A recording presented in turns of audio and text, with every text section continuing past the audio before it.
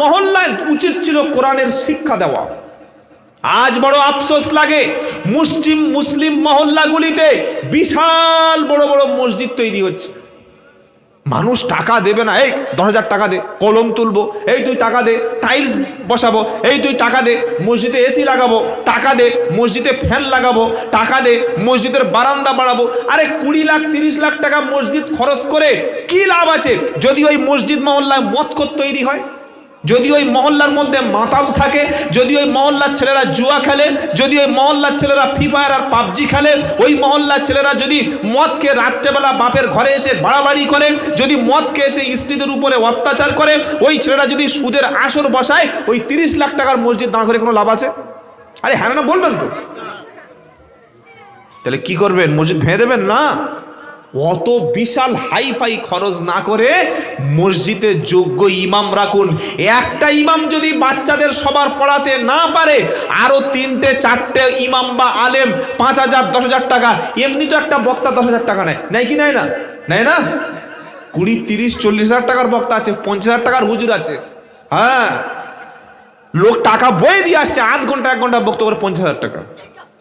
আপনি যদি 2টো কিংবা 3টে এই বিশাল বড় মহল্লায় 2 জায়গায় 3 জায়গায় যদি কোরআন শেখার ব্যবস্থা করে, আমি একটা হুজুর আনবো, মাসে 20 দিন পড়াবে, সপ্তাহে 4 দিন পড়াবে, আমার বাড়ির বাচ্চারা পড়বে, বাড়ির বাচ্চা মেয়েরা পড়বে। 3 লাখ 4 লাখ টাকা জলসা খরচ মুসলমান করে। শুনে রাখো, এই কথাটা টপ করে কেউ বলবে না, কারণ এটা বললেই মানুষের জলসা দাওয়াত বন্ধ হবে। ও জানে যে আমার ব্যবসা আমি চালিয়ে যাব। কি বুঝলেন? একটা জলসায় খরচ করে 4 লাখ 5 লাখ 8 লাখ 10 লাখ 20 লাখ টাকা পর্যন্ত করে। কি করে না? কি ফল পাচ্ছি শেষে? দুপুর থেকে সন্ধ্যা পর্যন্ত কুচে ওয়াজ হলো, যাওয়ার সময় একটু দোয়া হলো, তাবারক খেয়ে বাড়ি চলে গেল। আর যে কজন এসেছিল যাওয়ার সময় পেশাব করছে এত স্পিডে, 1 হাত গর্ত হয়ে গেছে রাস্তার পাশে, দাঁড়িয়ে দাঁড়িয়ে পেশাব করছে। দেখেন যাচ্ছে আর বিড়ি টানছে, এই বিরিয়ানি কটা গোছ দিয়েছে রে, খোলতো দেখি। ফেরেশতা বললে, শয়তান দেখেছিস, কি হারামি রে। একটু আগে দরুদ পড়ছিল, আল্লাহুম্মা সাল্লি আলা, আর বিড়ি টানছে সেই মুখে। কি হচ্ছে না? হয় না? তাহলে 8 লাখ 10 লাখের ফল এই। আমি বলে যাচ্ছি, আপনার গ্রামের মধ্যে যুবকেরা, তোমরা 3 থেকে 4 জায়গায় এরকম কোরআন বাচ্চাদের পড়ানোর ব্যবস্থা করো, বাচ্চা মেয়েদেরকে কোরআন শেখানোর ব্যবস্থা করো। একটা হুজুরে যদি না হয়, আরো 3-4টে হুজুরের সঙ্গে যোগাযোগ করে ইনশাআল্লাহ মাসে 15-20 হাজার টাকা দিয়ে 4-5টা হুজুরকে দিয়ে মহল্লার প্রত্যেকটা বাচ্চাকে কোরআন শেখার ব্যবস্থা করো।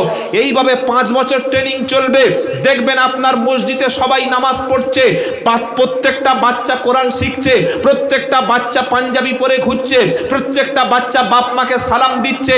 মহল্লার মধ্যে মদ, গাঁজা, সিগারেট, বিড়ি, ফ্রি ফায়ার, তাস, জুয়া, কোন রকমের অনলাইন গেম কিছুই থাকবে না। এই মহল্লাটা তখন একটা কোরআনের মহল্লা, সাহাবাদের মতো জীবন তৈরি হয়ে যাবে। জোরে বলুন সুবহানাল্লাহ। এটা কি চান কি চান না? চান। এই বাবাজিরা, সেই রাস্তাটাই আমরা জানি না। আমরা 20,000 টাকা বক্তা দিই 2 ঘন্টায়, কিন্তু একটা কোরআন শেখানো ইমাম সাহেবকে মাসে টাকা দিতে চাই না। সমস্যা এই জায়গায়। বলে কি করবেন? বল 20,000 30,000 40,000 টাকা 2 ঘন্টায় টাকা দিয়ে গুনে দিয়ে দিচ্ছে, দিন, অসুবিধা নাই। কিন্তু আপনি কি ফল পেলেন আপনি বুঝে নেবেন না। আপনি সারা বছর ব্যবসা করে যদি 20,000 টাকা ইনভেস্ট করে আবার 10,000 টাকা যদি ভিতরে মাইনাস হয়ে যায়, গাড়িতে ঢুকে যায়, তোর ব্যবসা আমার করা চাইতে না করা ভালো। কি বুঝলেন? আমি ওজন্য জলসা বড় বড় কমিটি আসামে, ত্রিপুরায়, উড়িষ্যা, ঝাড়খণ্ড, বিহার, দিনাজপুর, জলপাইগুড়ি, মালদা, মুর্শিদাবাদ, মেদিনীপুর, তারপরে বর্ধমান, হাওড়া, হুগলি, প্রত্যেকটা জায়গায় বলে আসি, ভাই জলসার খরচটা একটু কমিয়ে দিন। মসজিদে এত হাইফাই করার দরকার নাই। ওই টাকাটা দিয়ে মহল্লায় কিভাবে নামাজি বাড়বে, কিভাবে বাচ্চারা কোরআন শিখতে পারবে। আজ আমাদের বাচ্চারা স্মার্টফোন হাতে পেয়ে তারা ধ্বংস হচ্ছে, কি হয় না? যদি বলি হাত তুলুন যে কজন বাচ্চা আছে আপনাদের কোরআন জানে, আর কটা বাচ্চা বাপ মাকে ভাত দেয় আর বাড়িতে এসে সম্মান করে, হাফ হাত উঠবে আর হাফ ওঠানামা করবে। এর জন্য দোষ আপনাদের নয়, এর জন্য দোষ আমার মতো কিছু লোকের। আমরা আপনাদের সত্যটা জানতে দিই, এই ওসব করে দরকার নেই। বাচ্চাদের মাদ্রাসা দিচ্ছে, সবাই মানানো হবে, সব হাফেজ হবে, করিস নে। চল বড় হুজুরের একটা গরু ফেলে জলসা দিই, জলসা দিন। কিন্তু আমি আব্দুল্লাহ জুবাইর যেটা বলতে চাচ্ছি, আপনার বাচ্চারা যেন কোরআন ওয়ালা হয়ে জান্নাতে চলে যাক, এটাই চাই কি চাই না? যদি আপনি কন্যা সন্তান কিংবা পিতাকে আপনার সন্তানের আপনি যদি কোরআন শিক্ষা দিতে পারেন, আল্লাহর নবীকে প্রশ্ন করা হলো সবচাইতে ভালো কে?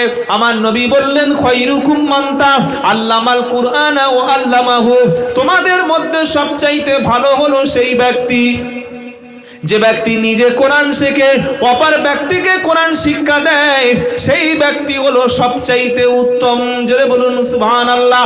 আল্লাহর নবী সাল্লাল্লাহু আলাইহি ওয়াসাল্লাম বলেন, যখন কোন মুসলমান আল্লাহর কালাম শিখবে বলে, নবীর হাদিসটা শিখবে বলে ওযু করে মাথায় টুপি দিয়ে আল্লাহর কালামটা বুকে নিয়ে মাদ্রাসার দিকে, মক্তবের দিকে, কোন মজলিসের দিকে চলে যায় যেখানে আল্লাহর কালামকে শেখানো হচ্ছে, আল্লাহর কালাম শেখানো হচ্ছে, নামাজ শেখানো হচ্ছে, আল্লাহর কোরআন শেখার জন্য যখন কোনো বাচ্চা, যখন কোনো মুসলমান কোরআন শেখার জন্য মজলিসের দিকে পা বাড়ায়, আল্লাহ রহমতের ফেরেশতাগুলি কোরআন শিখনেওয়ালা ব্যক্তিদের পায়ের তলায় তারা ফেরেশতারা ডানা বিছিয়ে দেয়। আরো জোরে বলুন সুবহানাল্লাহ। আর যদি কোনো ছেলে সকালবেলা উঠে গাঁজা টানতে যায়, তার জন্য ফেরেশতারা দোয়া করবে। এই বলছেন না কেন? এখন আর মদ কেউ খায় না, আল্লাহর কসম। এখন বেশি খাচ্ছে কি, কথা বলে না, কি খাচ্ছে? গাঞ্জা। কি যে মজা আল্লাহই জানে। এত গাঁজাখোর সমাজে বেড়েছে, আর মুখগুলো কুকুরের পাছার মতো কালো, গাঁজা খেয়ে খেয়ে। মেয়ের বাপ মেয়ের ছেলে দেখে পছন্দ করেছে, যেই ঠোঁটটা দেখেছে বললে ও খোদা, এ তো পুরো পিওর গাঁজাখোর। চলবে, খবরদার, খুব হুঁশিয়ার হয়ে যাও। সামনে যেদিন আসছে, গাঁজাখোরের বাপ হয়ে কবরে যাওয়া ছাড়া উপায় নেই। এই সমাজকে বাঁচানোর জন্যে আপনার বাচ্চাকে কোরআনের কাছাকাছি নিয়ে আসুন। কার কাছাকাছি? কোরআনের। বাচ্চা কিছুদিন মক্তবে গিয়েছে, কোরআন শিখছে, শিখে এসে বলছে, মা মক্তব থেকে এসে আমি 10টা সূরা মুখস্থ করেছি। কটা? জোরে বলুন। 10টা বললে বল দেখি। শুরু করেছে আউযু বিল্লাহি মিনাশ শাইতানির রাজিম, বিসমিল্লাহির রহমানির রহিম, আলাম তারা কাইফা ফাআলা রাব্বুকা বিআসহাবিল ফিল, আলাম ইয়াজআল কাইদাহুম ফি তাদলিল ওয়া আরসালা আলাইহিম তায়রান আবাবিল তারমিহিম বিহিজারাতিম মিন সিজ্জিল ফাজআলাহুম কাআসফিম মাআকুল। সুবহানাল্লাহ। বাপের চক্ষুটা তখন পানিতে ভিজে যাচ্ছে। আল্লাহ, আমার দাড়ি পেকে গেছে, চুল পেকে গেছে, এখনো বিসমিল্লাহ জানি না। আর আমার ছেলে কি না শিখলো, কদিন মক্তবে গেছে, 10টা সূরা মুখস্থ। বাপ 100 টাকা হাতে হাদিয়া দিয়েছে আর দোয়া করছে, আল্লাহ আমার ছেলে যেন বাকি কোরআনটা মুখস্থ করতে পারে। জোরে বলো সুবহানাল্লাহ। এটা ভালো না খারাপ? কি গো বাবাজিরা? হ্যাঁ, ভালো যদি হয় সেই রাস্তায় যেতে হবে, সেই রাস্তায় যেতে হবে, তবে হবে, তা না হলে হবে না। আর এখনো অনেক মুসলমান আছে, মসজিদে মুয়াজ্জিন চলে গেছে, ইমাম সাহেব বলছে, ও চাচা একটু ওই তাকবীর দাও দেন। তাকবীর কখন দেয় জানেন? নামাজের আগে তাকবীর দিচ্ছে, আল্লাহু আকবার আল্লাহু আকবার আল্লাহু আকবার আল্লাহু আকবার, আদু আল্লাহ ইল্লাল্লাহ আদু আল্লাহ ইল্লাল্লাহ আদু মুহাম্মাদুর রাসূলুল্লাহ, আলা সালাহ আলা সালাহ, হালাল ফালা হালাল ফালা, কাদে কাদে মাতে সালাহ কাদে কাদে মাতে সালাহ। ফেরেশতা বলছে, এমন জোরে চড় মারবো তো মুতিয়ে দেবো। কাঁধে কাঁধে মাতের সালা, কি রে কাঁধে কাঁধে মাতের সালা? 40 বছর নামাজ পড়ছে, এখনো তাকবীর দিতে জানে না। কি গো, আছে না নাই? তো বাচ্চার দেখে শিক্ষা নাও। তোমার বাচ্চাটা 4 মাস গেল, 20 দিন গেল, 1 মাস গেল, 15 দিন, 6 মাস গেল, ও মক্তবে হুজুরের কাছ থেকে এসে 10টা সূরা মুখস্থ শিখিয়ে দিচ্ছে। তোমার ছেলেকে আজান দিতে বললে মাইকে তার ছেড়ে দেবে, তুমি জানো? আর তোমার তো আজান দিতে বললে পাড়ার কুকুর সব ডেকে ডেকে গলা ধরে যাবে। আল্লাহু আকবার, ওটা আজান বলে ধরেছে পুরো সেই একদম ঘুঁটিয়ারিকে, তবে ঘা বন্ধ হয়। ও আজান যাবে সেখানে সালাম দিদি বলছে আর সালামু আলাইকুম, আর সালামু হবে? ওখানে সিন আছে, সিন, আসসালামু আলাইকুম। কি গো, বুঝতে পারছেন না? হ্যাঁ, বলছে সূরা ফাতিহা পড়ো, আলহামদুলিল্লাহি রাব্বিল আলামিন আর রহমানির রহিম মালিকি ইয়াউমিদ্দিন ইয়াকা না'বুদু ওয়া ইয়াকা নাস্তাইন। আরে হাসছে, এরকম পড়ে রে বাবা, নিজে শুনে বলছে। হ্যাঁ, আমার মসজিদে একজন লোক দেখুন, সূরা ইখলাসটা বলো, কুল হু আল্লাহে আহাদ আল্লাহ সামাদ। চুপ কর, চুপ কর, খুব ভুল। তাহলে কতটা ভুল।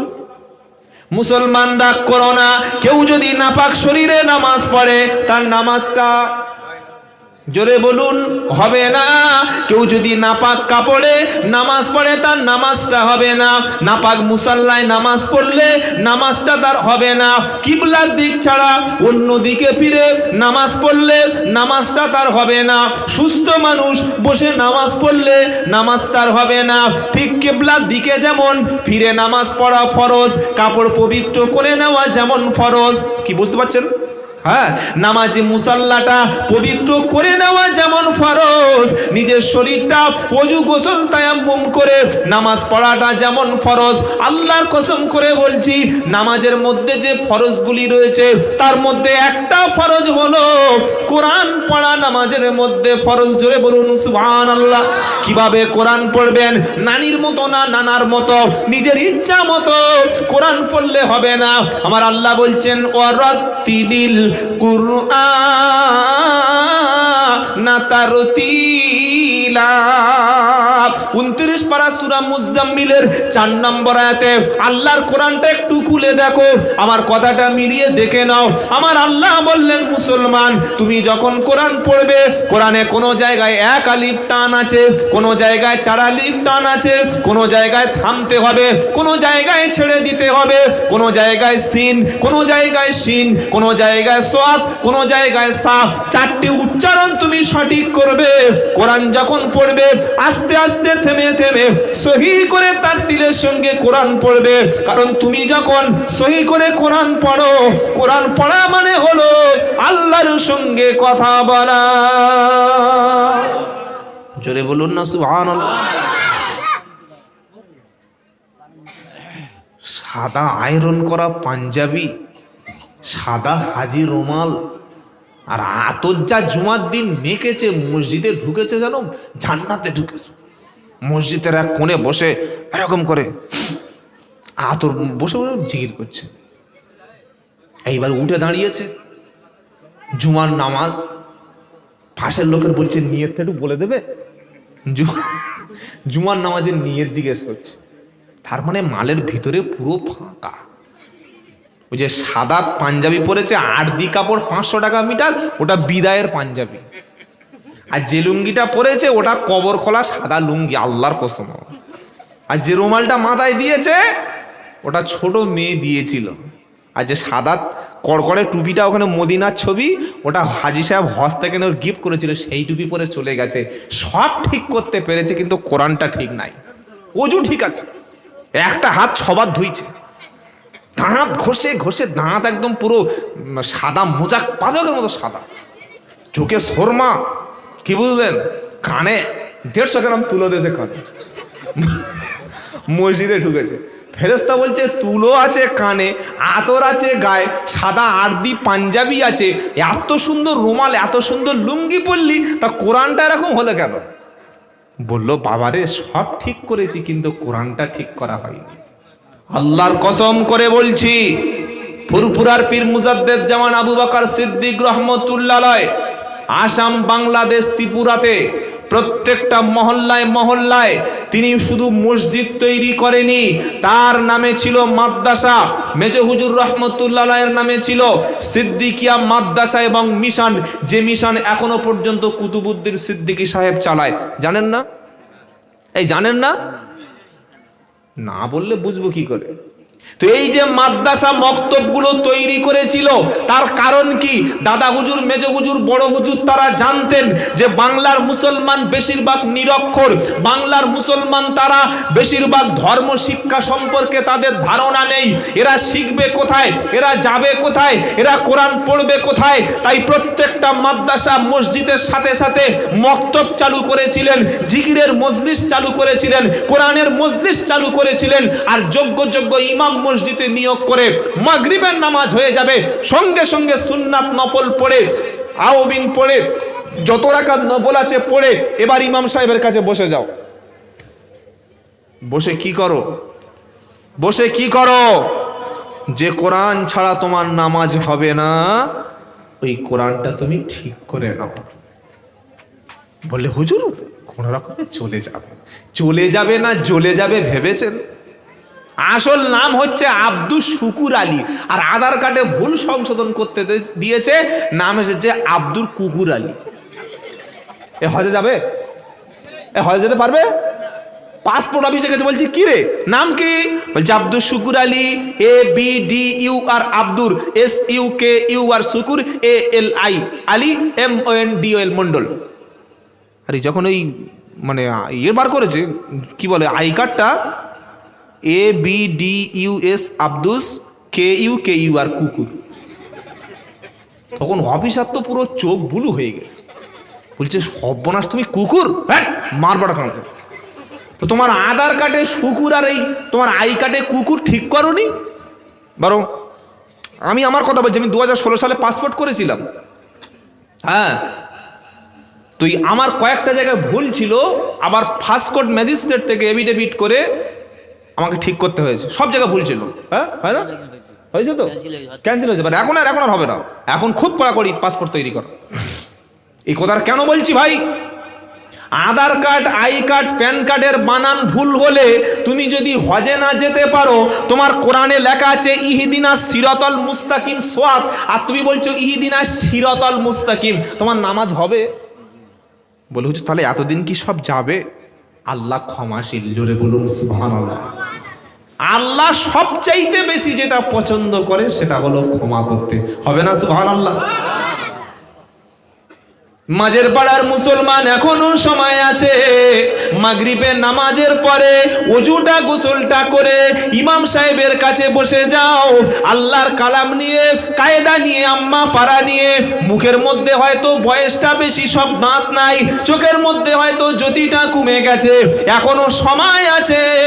ইমাম সাহেবের কাছে বসে বসে যতটা পারো চেষ্টা করো, যতগুলো সম্ভব হয় ঠিক করে নাও। আর তোমার বাচ্চাকে নিজে যা করেছো, বাচ্চাটাকে আর মূর্খ রাখবে না, তোমার বাচ্চাটাকে কোরআনওয়ালা তুমি বানিয়ে নাও। ইনশাআল্লাহ কিয়ামতের দিন এই নামাজি ফ্যামিলি, ইমানদার ফ্যামিলি, কোরআনওয়ালা ফ্যামিলি, আল্লাহ তার বান্দাকে জান্নাতে ডেকে নেবে। বললো যে দলিল কি আছে বলো? ইয়া ইবাদি লা খাউফুন আলাইকুমুল ইয়াউম ওয়ালা আনতুম তাহজানুন আল্লাযীনা আমানু বিআয়াতিনা ওয়া কানু মুসলিমিন উদখুলুল জান্নাতা আনতুম ওয়া আজওয়াজুকুম তুহবারুন। 25 নম্বর পারা 16 নম্বর পৃষ্ঠা 5 নম্বর লাইন 68 নম্বর আয়াত, সূরার নাম যুকরুফ। কিয়ামতের দিন আল্লাহ তাআলা এক শ্রেণীর বান্দাদেরকে সেদিন তিনি নিজের বান্দা বলে কাছে ডেকে নেবেন। জোরে হবে না? ডেকে কি বলবেন জানেন? ইয়া ইবাদি লা খাউফুন আলাইকুমুল ইয়াউম, ও আমার বান্দা আজ কিয়ামতের দিন তোমাদের কোনো ভয় নাই। ওয়ালা আনতুম তাহজানুন, আজ তোমাদের কোনো চিন্তা নাই। আল্লাহর বান্দা কারা? আল্লাহ বলছে আল্লাযীনা আমানু বি আয়াতিনা, আমার বান্দা হলো তারা যারা কোরআনের উপরে বিশ্বাস করেছে, কোরআনটাকে বিশ্বাস করেছে, কোরআন পড়েছে, কোরআন শুনেছে, কোরআনের সঙ্গে যারা ছিল আর মুসলমান হয়ে যারা কবরে এসেছে, ওরাই আমার বান্দা। ওদের জন্য আল্লাহর জান্নাতটা খোলা আছে। কোরআনের বিরোধিতা করে আবু জেহেল কাফের হয়ে মরেছে, কোরআনের বিরোধিতা করে আবু লাহাব নবীর নিজের ঘরের চাচা কাফের হয়ে মরেছে, আর কোরআনকে ভালোবেসে কুতাগার সেই কালো হাফসে বেলাল দেখতে কুৎসিত ভালো নয়, নবীর মসজিদের একজন পারমেন মুয়াজ্জিন হয়ে আল্লাহর জান্নাতে চলে গেছে। জোরে বলুন না সুবহানাল্লাহ। আপনি নিজেকে এই এখন বসে বসে আপনি নিজেকে ভাবুন যে কোরআনের সঙ্গে আপনার লাস্ট কবে দেখা হয়েছিল। ভাবুন যে কবে আপনি কোরআন ধরেছিলেন, আপনি কোরআনটা কবে হাতে করে তুলে অন্তত চুমু খেয়েছিলেন। পৃথিবীতে কিছু কিছু জিনিস আছে দেখলে লাভ, ছুঁইলে লাভ। বলুন সুবহানাল্লাহ। তার একটা হলো আল্লাহর ঘর কাবা, ওর দিকে তাকালেই নেকি। সুবহানাল্লাহ বলবেন না? 2 নম্বর হলো নিজের গর্ভে ধারিণী মা, জন্মদাতা পিতা, এদের দিকে তাকালে নেকি আর নেকি, হজের নেকি। জোরে বলবেন না সুবহানাল্লাহ। 3 নম্বর হলো ওই কোরআন শরীফ, আহা, যেটাকে আমরা ধুলোর মধ্যে ফেলে রাখি, যেটার গুরুত্ব দিই না। মা মরে যাচ্ছে, বাপ মরে যাচ্ছে, ও হুজুর চলো, ও হুজুর চলো। কি করবে? বললে ইয়াসিনটা পড়ে দেবে। ইয়াসিন না পড়লে দেখছে আমার বাপের দমটা আর বার হচ্ছে না। হুজুরকে ধরেছে, হুজুর তো সাইকেল চালিয়ে সাইকেলের চেন ছিঁড়ে দিয়েছে আজ থেকে। কি বুঝলেন? এবার হেসে দেখছে সর্বনাশ, ছেলেরা ঠান্ডার সময় রান্না করে খড়ের উপরে বাপে শুয়ে রেখেছে, আর কপাল থেকে ঝরঝর করে ঘাম আসছে, মুখ থেকে লালা ভিজে গেছে, পিছন থেকে একটা আলকাতরা বার হয়ে গেছে, পায়খানা করে পড়েছে, মরণের ভয় থাকে, পেচ্ছাপ পুরো একদম গন্ধ বার হয়ে গেছে। হুজুর একটু পড়ে দাও না। আচ্ছা, ওই নাপাক লোকের কাছে কোরআন পড়লে আর কাজ হবে? হুজুরের পকেটে ছিল গোশ খেয়ে হাত মোচা রুমাল, নাকে এরকম ধরেছে, ধরে আফাতে কোরআন ধরে ইয়াসিন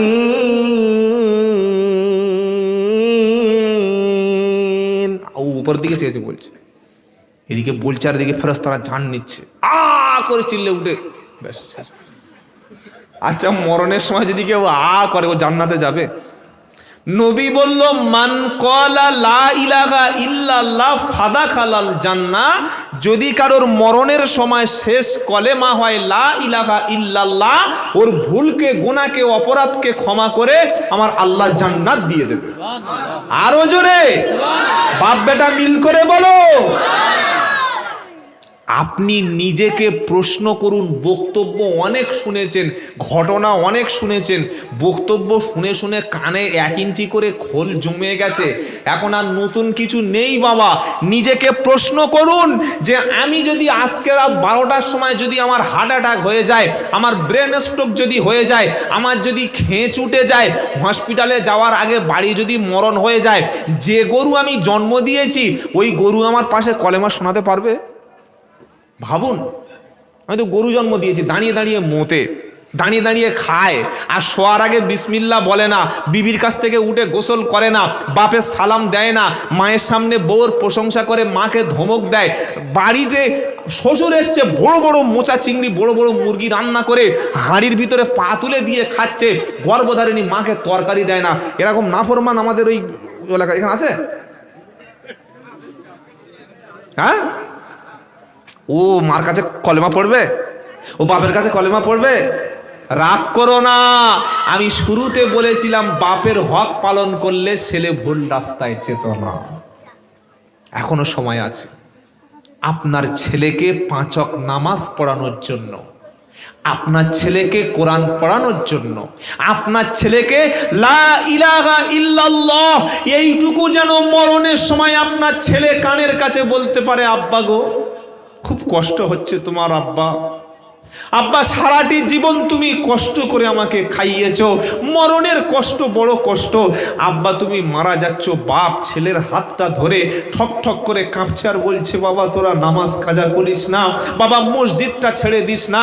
বাপ যখন বলছে, ছেলে তখন মুখ দিয়ে উচ্চারণ করছে লা ইলাহা ইল্লাল্লাহ, লা ইলাহা ইল্লাল্লাহ, লা ইলাহা ইল্লাল্লাহ।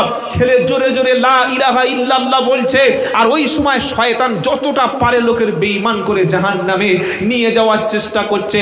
নবী বলেছেন মরা লোকের কাছে, মৃত যখন মারা যাচ্ছে, মুমূর্ষ ব্যক্তির কাছে তুমি জোরে জোরে কলেমা শোনাও। জোরে বলুন সুবহানাল্লাহ।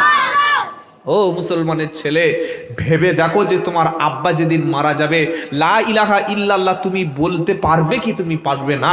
4-5টা ছেলে বাপের কাছে বসে যখন লা ইলাহা ইল্লাল্লাহ জোরে জোরে মুমূর্ষ বাপের কাছে বলছে, বাপ ওই কলেমাটা শুনে অনেক কষ্ট করে জীবনটা যেদিন বার হয়ে চলে যাবে, ওই সময় একবার ছেলেগুলো কোরআনওয়ালা ছিল, ছেলেগুলো নামাজি ছিল, ছেলেগুলো ঈমানদার ছিল, ছেলেগুলো প্রত্যেক দিন কলেমা পড়তো, নামাজ পড়তো।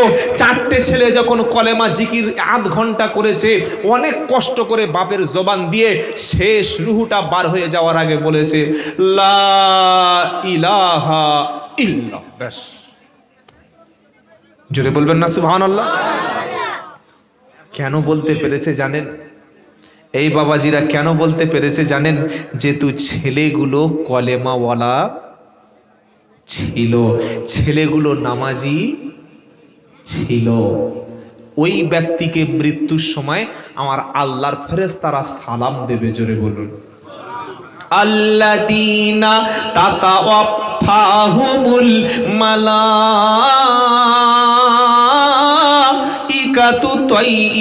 তাইয়িবিন সালামুন আলাইকুম উদখুলুল জান্নাতা বিমা কুনতুম তা'মালুন।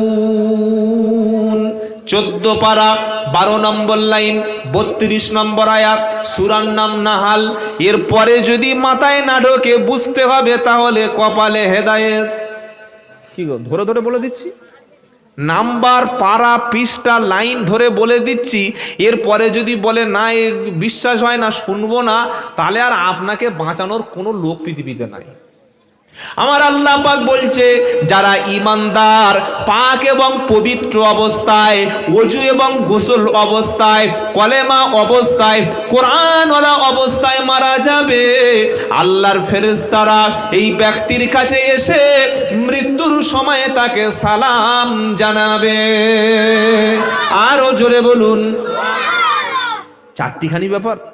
ছেলেগুলো কোরআন পড়ছে, ছেলেগুলো কলেমা পড়ছে, মেয়েগুলো পাশে বসে বসে কোরআন পড়ছে, আর বাপ মৃত্যুর সময় লা ইলাহা ইল্লাল্লাহ এইটুকু বলেছে, জানবার হয়ে গেছে। মালাকুল মউত চলে এসে বলছে আসসালামু আলাইকুম, পৃথিবীর সফর তোমার শেষ, পৃথিবীর জীবন তোমার শেষ। দুনিয়ায় 60 বছর 72 ঘন্টা 65 মিনিট 43 সেকেন্ড আমি আল্লাহর পক্ষ থেকে এসেছি। তোমার হায়াত ছিল, এই এখনই তোমার হায়াতটা শেষ হয়ে গেছে। চলো আসমানের দিকে চলো, আমি তোমার রূহটা নিয়ে যাব। চলো তুমি জান্নাতের দিকে দৌড় দাও, পৃথিবী ত্যাগ করো। জোরে বলুন সুবহানাল্লাহ।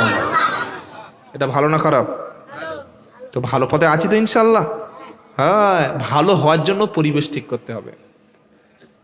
এবার রুহুটা যখন বার হয়ে গেল, ওই রুহু সম্পর্কে আল্লাহ কি বলে শুনবেন? শুনবেন না? শুনবেন না? ইয়া আইয়ুতুহান নাফসুল মুতমাইন্নাহ ইরজিই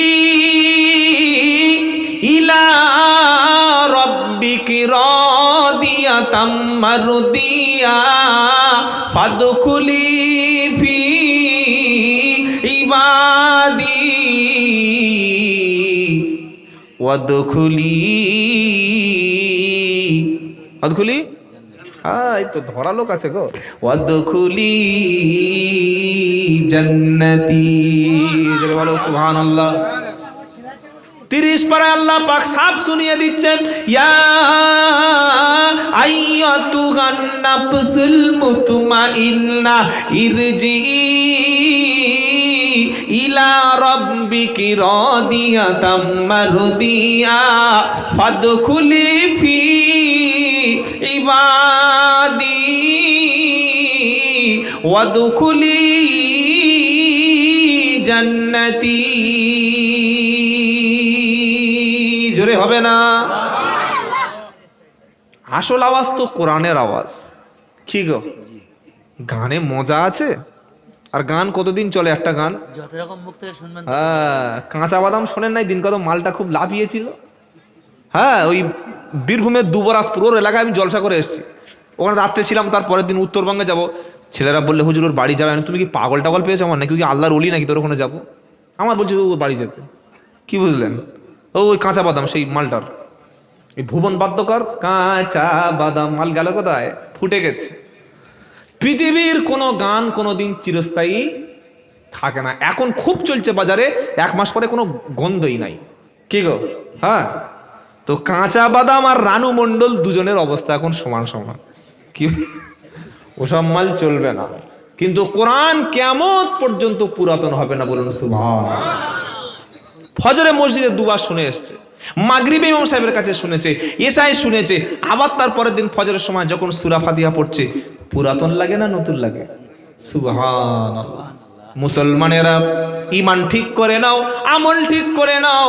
মৃত্যুর সময় আল্লাহ বলবে, আমার প্রশান্ত আত্মা চলে এসো, চলে এসো। তুমি রাজি হয়ে তুমি আল্লাহকে সন্তুষ্টি করে সন্তুষ্টি চিত্তে চলে এসো, আমার ইবাদতের মধ্যে প্রবেশ করো, আমারও জান্নাতে প্রবেশ করো।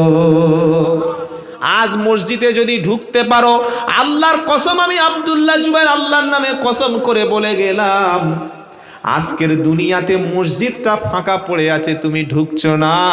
মসজিদে প্রবেশ করবে যারা, আল্লাহর জান্নাতে প্রবেশ করবে তারা। জোরে বলো সুবহানাল্লাহ। ফজরের আজান হয়ে যায় নামাজের মিনিমাম 30 মিনিট আগে, যায় কি যায় না? মুয়াজ্জিন বলছে, আসসালাতু খায়রুম মিনান নাউম। বিবি ছিল নামাজি, বিবি ছিল পরেজগার, ডেকে দিচ্ছে, স্বামী উঠে পড়ো, গোসলটা করে নাও, ওযুটা করে নাও।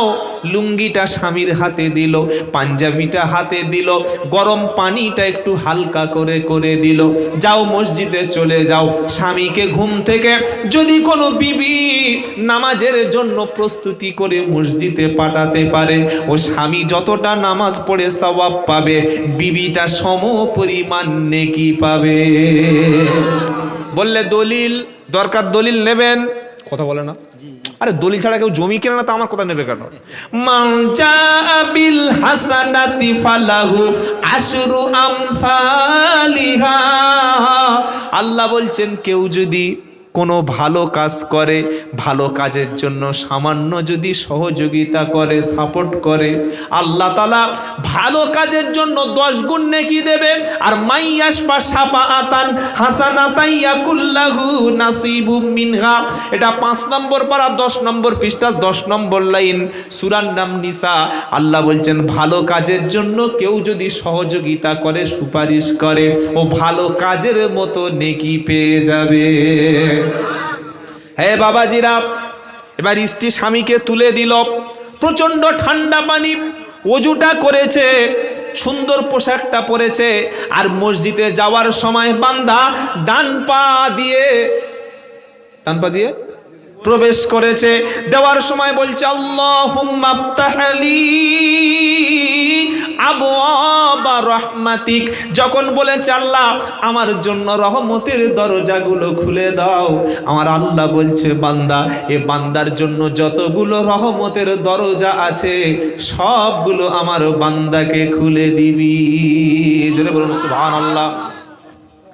আর একটা পয়েন্ট ছেড়ে গেছে, সেটা হচ্ছে ওযুর পয়েন্ট। ওযু করলে নেকি আছে না নাই? কি নেকি?